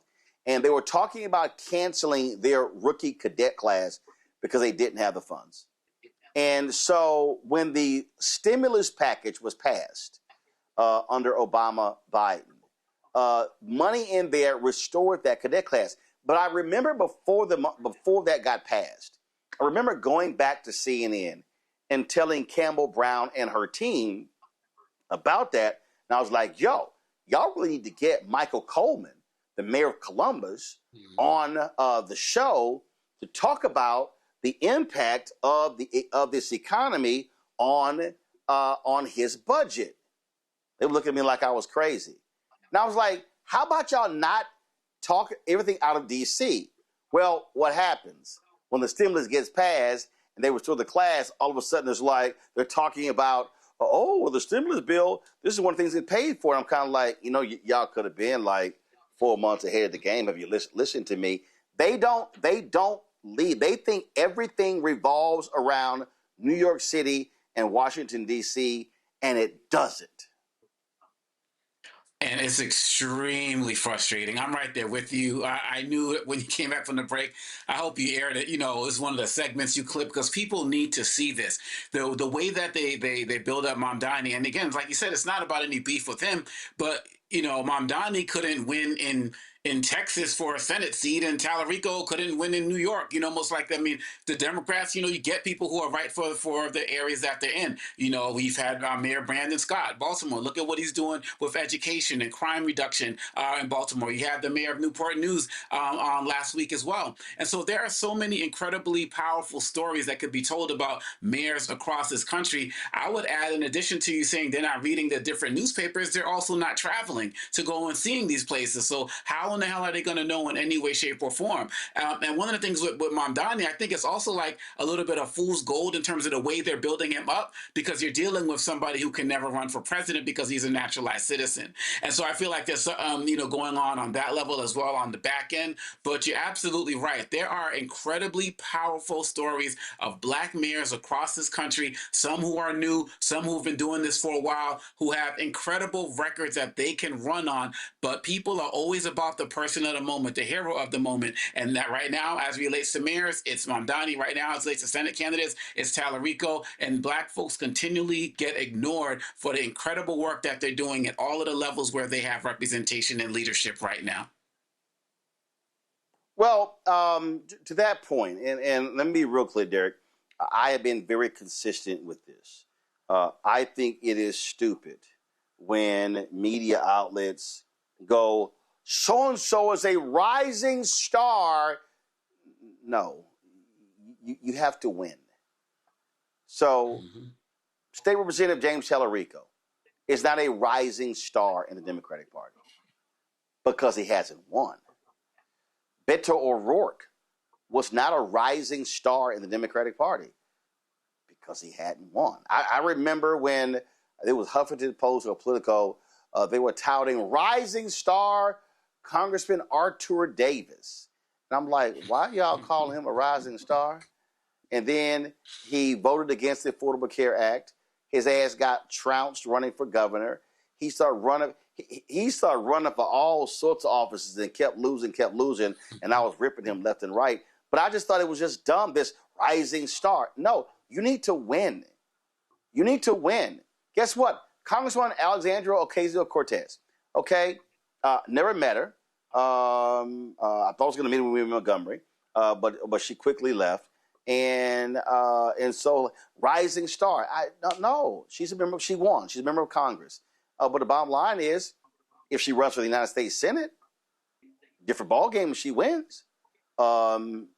If she runs for president, let's see what happens. I just can't stand how national media plays that game, and then they put so much emphasis, and they begin to say, yes, a Mamdani is the future of the Democratic Party, as if, again, Dickens doesn't get reelected to a second term in Atlanta by a huge margin. Bibb doesn't get reelected in Cleveland. Woodford doesn't get reelected. I mean, it just drives me crazy. And I need people to understand, and I really need people to understand this here. When you watch this show, I'm telling y'all, without a doubt, I can't watch those other networks.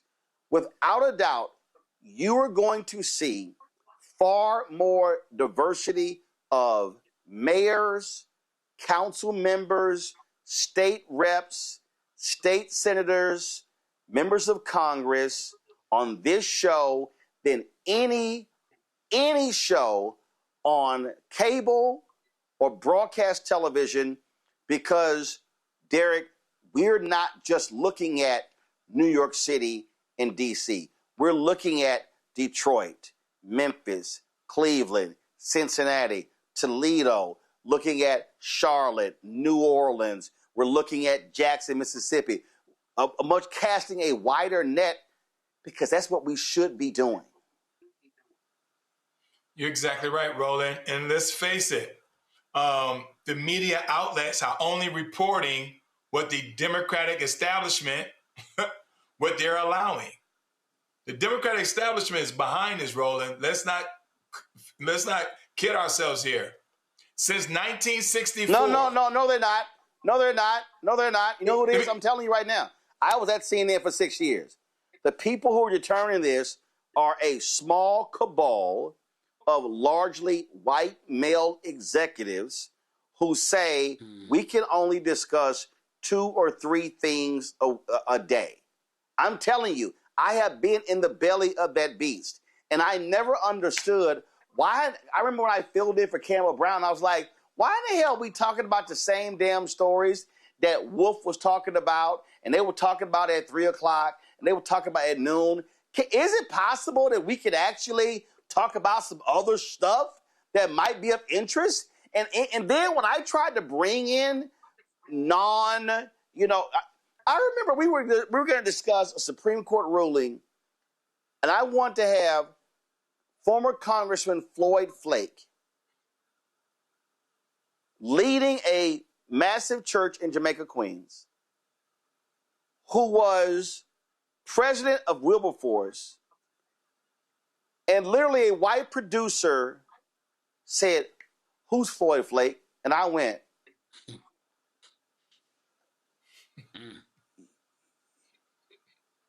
"You live in New York City, and you know who Floyd Flake is?"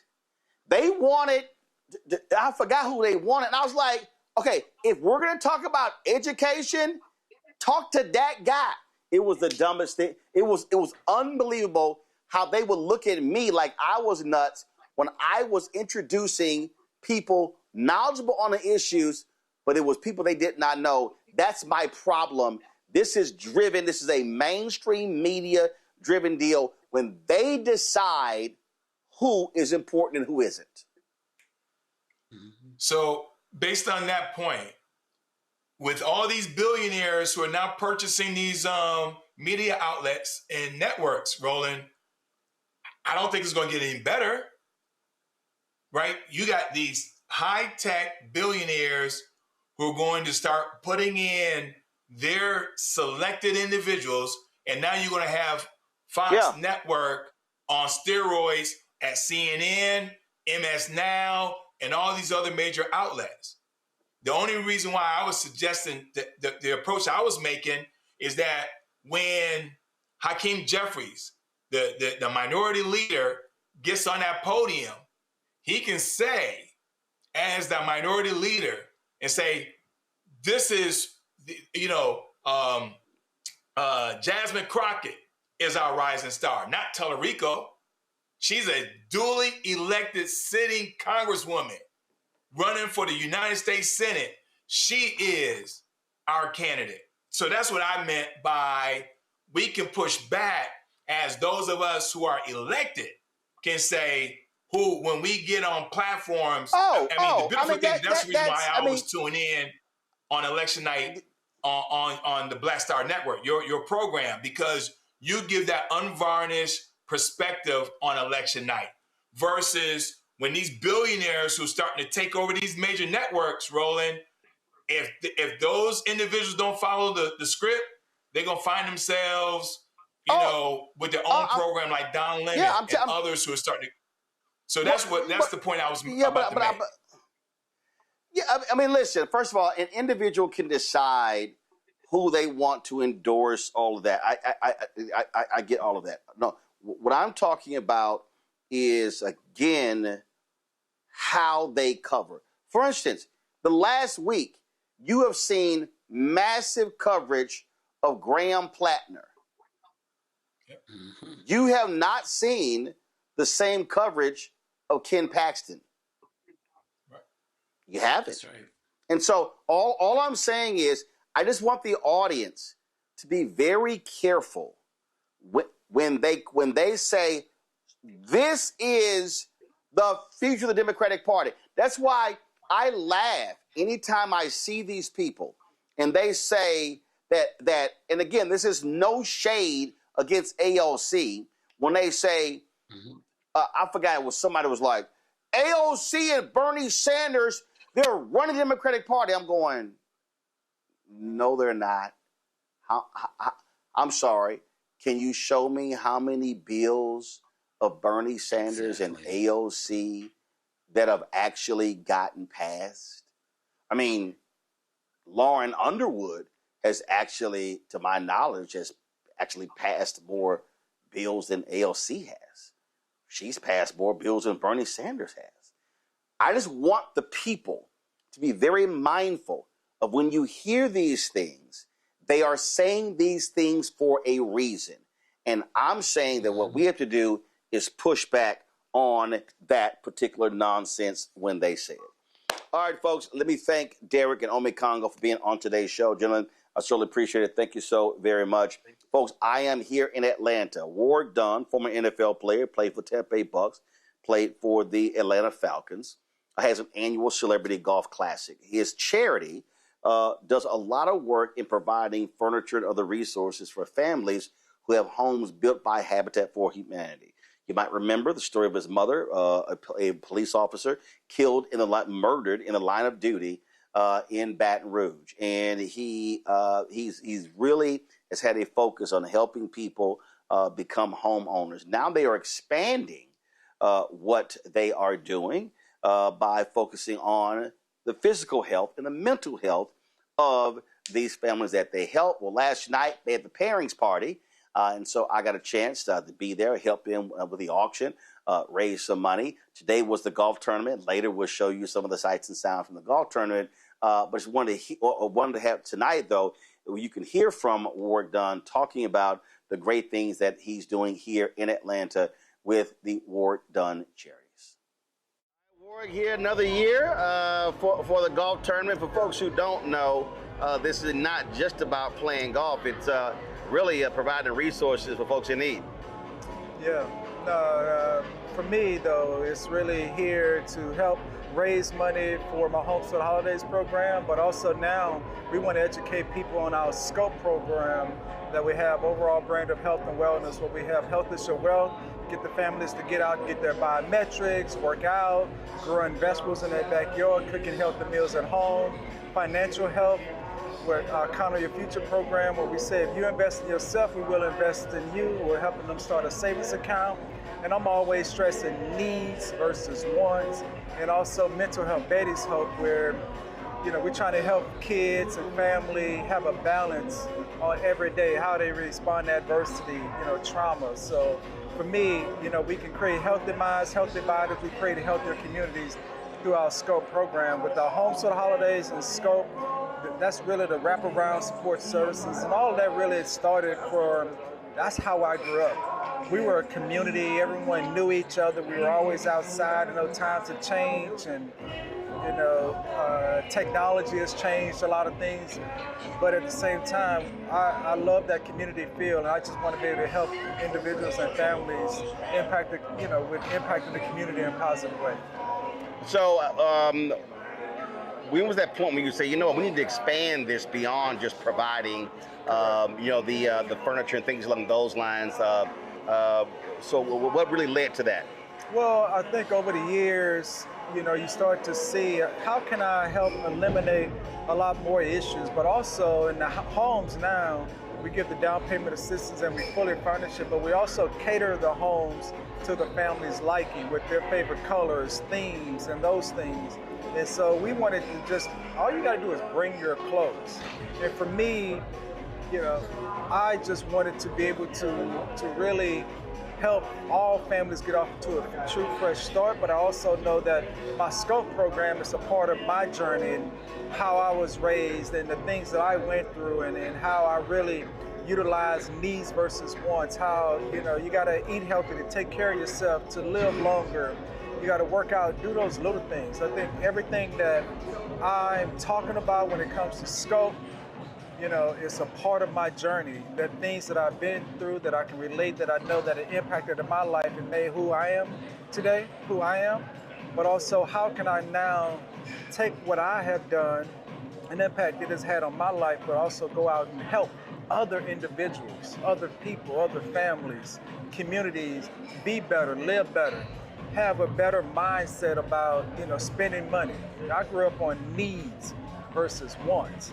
And, thinking about now, you invest, 80% and spend 20%, right? Think about that, how you can do that, and the outcomes and the returns are down the road. And it's really for the next generation. As we, as parents and, leaders, we have to lead by example. So, for me, it's I just had great individuals that helped me be who I am.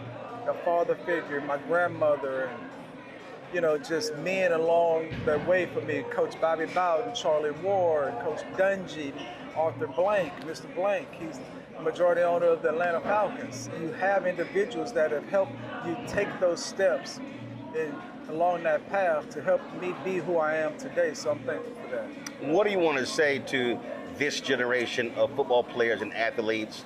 It's a lot more money that they're getting, and what do you want to say to them about creating their legacy beyond the field? Well, you can't just think about the money. You gotta love the game, right? But think about what do you want to be passionate about, right? What is something that brings passion, that drives you, that motivates you? For me, you wake up every day. It's not work to me. It's just something I do because I enjoy doing it, and I don't get paid for it. I've been doing it.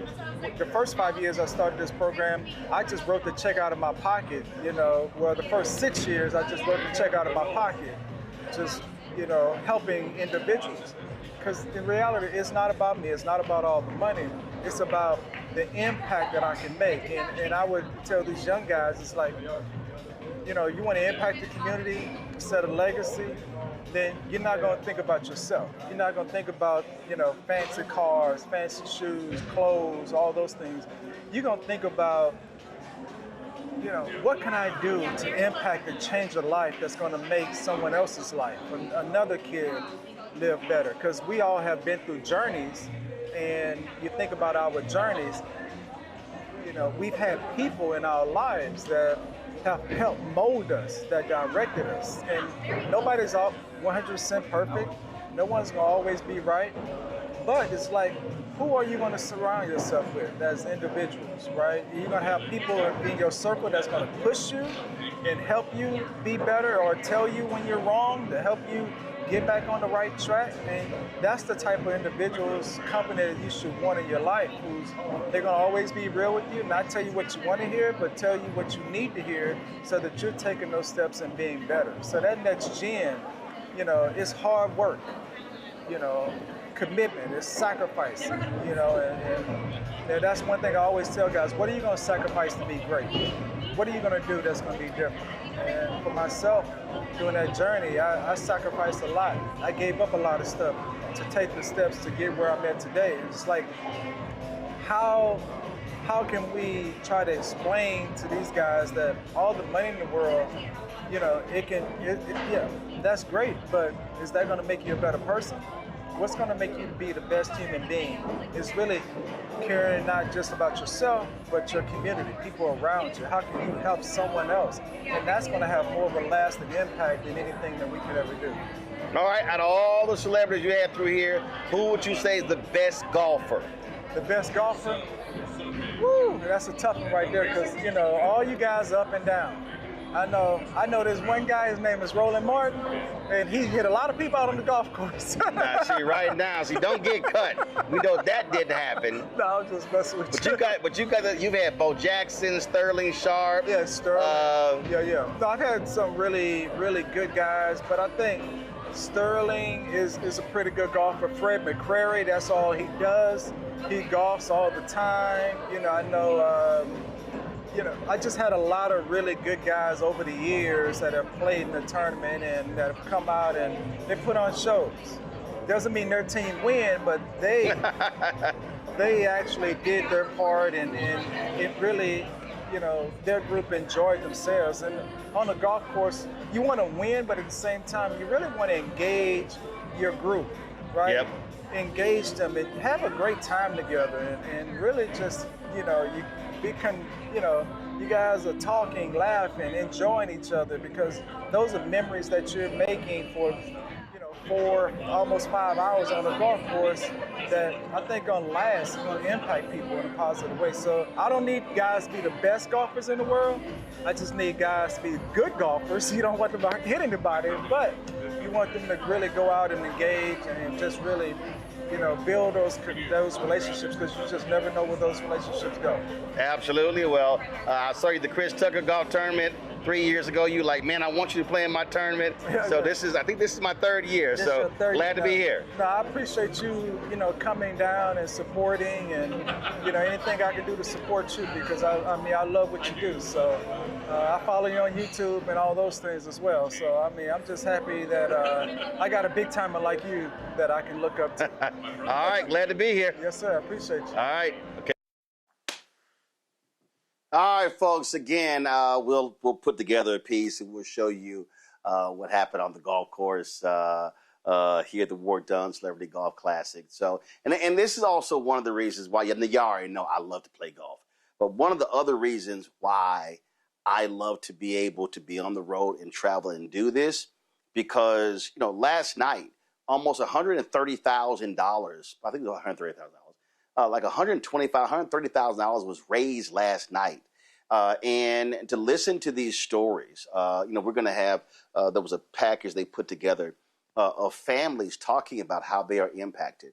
And, you see lots of stories. You see lots of discussions about athletes and former athletes. And you see the flame outs. You see the arrest for domestic violence. You see all the other drama. Somebody got arrested for drugs or whatever. But you don't see oftentimes these type of stories. And so, we, of course, were at the Anthony Anderson Golf Classic last month. the work that they do benefiting the Boys and Girls Club, but actually he's now, the money is benefiting the Chadwick Boseman School of Fine Arts at Howard University. Then Seth the Entertainer, his golf tournament. Jeffrey Osborne, the money they raised there for the arts there in his home state of Rhode Island.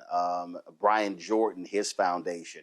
Alex English, what he does for kids there in South Carolina. I mean, just on and on and on. And so the ability for us to be able to bring you these stories and share for you the things that these folks do, I just think it's just so important because you're not going to see these stories being done elsewhere. And I can tell you right now, there are a lot of media people who come to these things and they also don't cover a lot of these things as well. And so I just think it's just important that we share these stories. We share the good works that the folks are doing and how so many people are impacted. And that's what I was saying earlier. When you get out of the New York City, Washington, D.C. bubble and you travel to Palm Desert, California, you travel here to Atlanta, and then, we're going to be on Thursday, I'm going to be in Nashville. First time playing in the NFL Players Alumni Golf Tournament. The work that they actually do there as well. I'll be talking to Al Smith and others. And so this is why this network and this show is so important. And look, I see a lot of the stuff happening out here, y'all. And I get it. Bottom line is it's just a bunch of crap that I just don't feel like talking about. I just don't have any interest in a lot of the gossip and the silly stuff that you see being discussed on the morning shows and other podcasts and stuff along those lines. And I just have no interest in it. And so I want to be able to bring to you different stories, share with you different stories and things that are happening. And that's why this is critically important. So that is it. I appreciate all of y'all for watching us. Please do me a favor. I'll be here in Atlanta tomorrow. I'm in Nashville Wednesday and Thursday. Memphis, I'm speaking there at the Juneteenth event there. Be sure to get your tickets for that.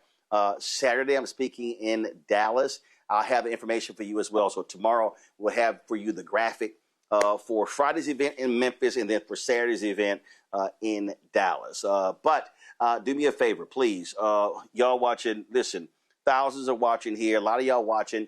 And listen, support what we do. Subscribe to our YouTube channel. Y'all sitting here. I see y'all comments right now on YouTube. Y'all should be hitting that like button, okay? We should have way more likes than what we have right now.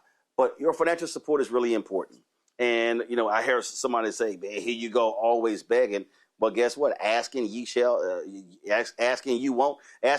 receive.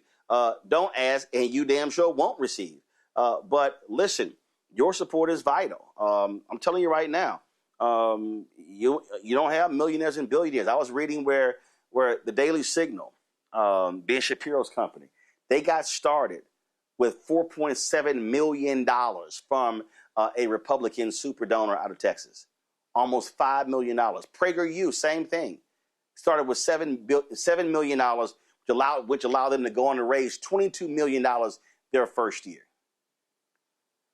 We haven't received $22 million